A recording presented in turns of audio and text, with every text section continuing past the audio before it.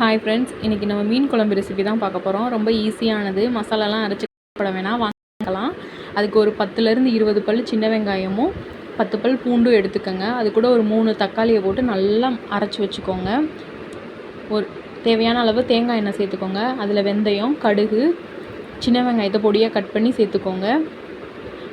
அது நல்லா சின்ன வெங்காயம் நல்லா வதங்கின உடனேவும் நம்ம அரைச்சி வச்சுருக்க அந்த பேஸ்ட்டையும் சேர்த்துக்கோங்க. இப்போ பச்சை வாடை போகிற அளவுக்கு நல்லா கிளறி விட்டுக்கோங்க. இப்போ அதில் மல்லித்தூள் 1 ஸ்பூன், 2 ஸ்பூன் மல்லித்தூள், 1 ஸ்பூன் மிளகாத்தூள், 1 ஸ்பூன் மஞ்சள்தூள், வீட்டுக்கு குழம்பு இந்த 4ஐயும் சேர்த்து நம்ம வதக்கிக்கிட்டு இருக்கோம்ல, அதில் போட்டு நல்லா வதக்கிக்கோங்க. பச்சை வாடை போகிற அளவுக்கு நல்லா எடுத்துக்கோங்க. எலுமிச்சம்பழ சைஸ் புளி முன்னாடியே ஊற வச்சுருங்க. அந்த ஊற வச்ச புளியை இது வதங்கின உடனே நல்லா கரைச்சி சேர்த்துக்கோங்க. புளி நல்லா கொதிக்கணுன்னே ஒரு அரை முடி தேங்காய் எடுத்துக்கோங்க. தேங்காய் சேர்த்திங்கன்னா டேஸ்ட் நல்லாவே இருக்கும். தேங்காய் சேர்த்து நல்லா கிளறி விட்டுக்கோங்க. அது நல்லா கொதிக்கட்டும், மூடி வச்சுருங்க. இப்போ நான் ஒரு கிலோ அளவுக்கு அயில மீன் தான் எடுத்திருக்கேன். இப்போ இந்த அளவுக்கு நல்லா கொதித்து வந்த உடனேவும் நம்ம எடுத்து வச்சுருக்கோம்ல அந்த மீனை போட்டுக்கோங்க.